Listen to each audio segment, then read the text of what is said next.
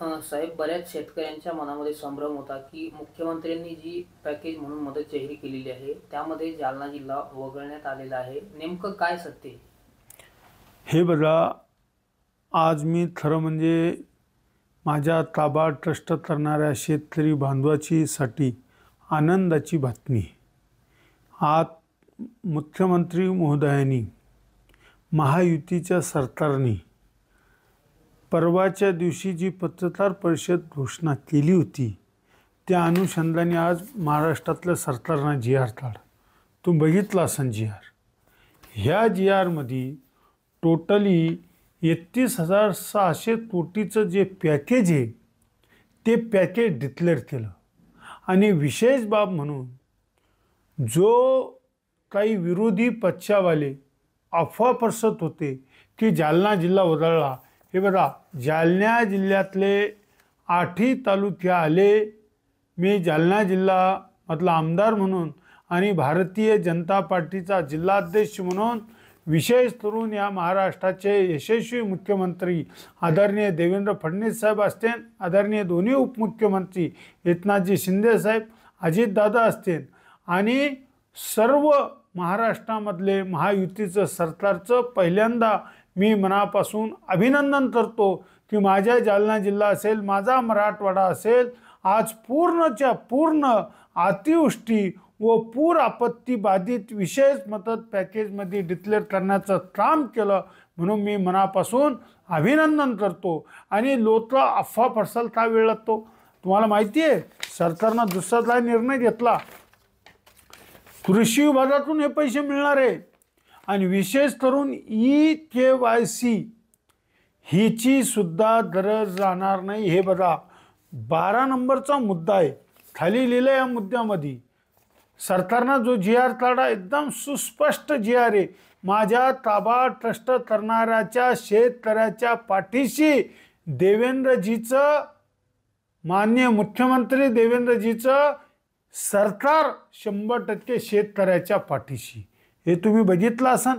आणि आजचा जी आर या तुम्ही बघितला असाल. आता खरीप हंगामासाठी म्हणजे जमीन महसूल सूट दिली, सरकारी कर्जाचे पुनर्गठन, शेतीची निगडीत कर्जाची स्थगिती 1 वर्षासाठी, वीज बिल तर माफ आहेत.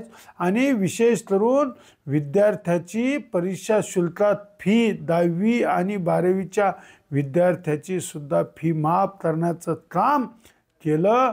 आणि रब्बी हंगामासाठी शेतकऱ्यांना खते व बियाण्यासाठी प्रति 10,000 रुपये ताबडतोब देण्यात आले. 2 हेक्टरची मर्यादा होती, सरकारनं 3 हेक्टर केली. ज्या शेतकऱ्याला 3 हेक्टर असेल म्हणजे 7.5 एकर जरी असली तरी त्याला पैसे मिळणार, अनुदान मिळणार. खरं म्हणजे पशुसंवर्धन असेल, मत्स्य व्यवसाय असेल, घराची पडझड झाली असेल, तुम्ही हे जी आर जर पूर्ण बघितला ना, खरं म्हणजे सरकारचं मनापासून अभिनंदन केलं पाहिजे. हे मी तुम्हाला सांगण्यासाठी. पण विरोधकांकडून सातत्यानं टीका करण्यात येत होतं की हे सरकार खोटारडं आहे, हे फसवे आहे, यातून काहीच मिळालेलं नाही. आता विरोधकांना काय सांगू? मी तुम्हाला सांगतो, महाराष्ट्राचे तत्कालीन मुख्यमंत्री उद्धव ठाकरे साहेब, आघाडी सरकार होतं, घोषणा केल्या, बांधावर गेले, प्रति 50,000 रुपये द्या म्हणून. तेव्हा त्यांनी का नाही केलं? अरे, सरकारनं आता निर्णय घेणारं सरकार आहे, हे शेतकऱ्याच्या पाठीशी का दिलं नाही महाविकास आघाडीनं? माननीय मुख्यमंत्री नव्हते का उद्धव ठाकरे साहेब? हे स्वतः काय केलं? पहिले ते आत्मचिंतन विरोधीवाल्यांनी केलं पाहिजे. हे आता स्टंटबाजी आहे, काय नाही राहिलं. हा शेतकऱ्याच्या पाठीशी कोण उभा राहणार? सरकार उभा. आणि मी तुम्हाला सांगतो, शिवसेना असेल उद्धव ठाकरेची, शरद पवारची असेल राष्ट्रवादी, तर काँग्रेस असेल, हातबल झाले, हातबल. यांच्या हातात काही नाही राहिलं. जनतेने पूर्ण बहुमत दिलं आणि सरकारने, या महाराष्ट्राचे यशस्वी मुख्यमंत्री देवेंद्र फडणवीस साहेबांनी जी आर काढून, सरकार म्हणले, विरोधीवाले म्हणले होते तोंडाला पाणी पुसतात, तुम्ही बघा हे जी आर. मी सरकारला चॅलेंज, म्हणजे विरोधीवाल्याला चॅलेंज करून सांगतो, सरकारनं जो जी आर काढला जरा याचं आत्मचिंतन करा. हे शेतकऱ्याचं सरकार आहे, हे वंचिताचं आहे, गरीबाचं आहे, हे सर्वसामान्याचं सरकार आहे. म्हणून मी अभिनंदन करतो आणि विरोधीवाल्यांना चॅलेंजना सांगतो की आतापर्यंत इतिहासात कधी जेवढी मदत मिळाली आज ती मदत देण्याचं काम केलं सरकार. म्हणून अभिनंदन सरकारचं करतो. धन्यवाद. जय हिंद. जय महाराष्ट्र. यात शेतकऱ्यांच्याच प्रश्नावरून 11 तारखेला उद्धव ठाकरेंची शिवसेना संभाजीनगरमध्ये विभागीय मोर्चा काढणार आहे. उद्धव ठाकरे साहेबाचं स्टंटबाजी स्वतः पदावर असताना काही करू शकले नाही आणि आता काय करणार. आता पदावर बी नाही, काहीच नाही. मोर्चे काढण्याला होत नसतं.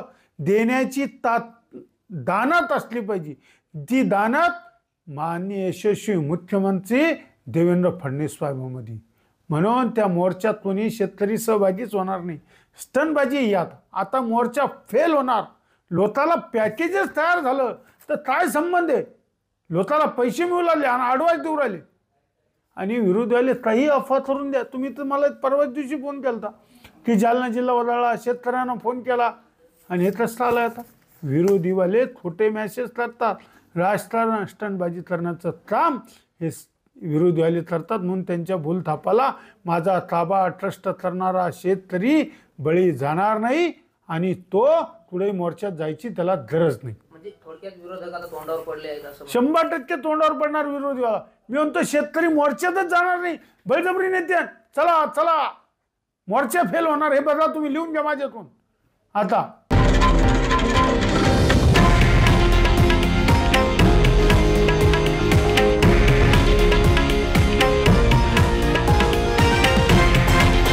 हे आहे देशातील नंबर 1 न्यूज नेटवर्क आणि आपण पाहत आहात TV9 मराठी, एकमेव.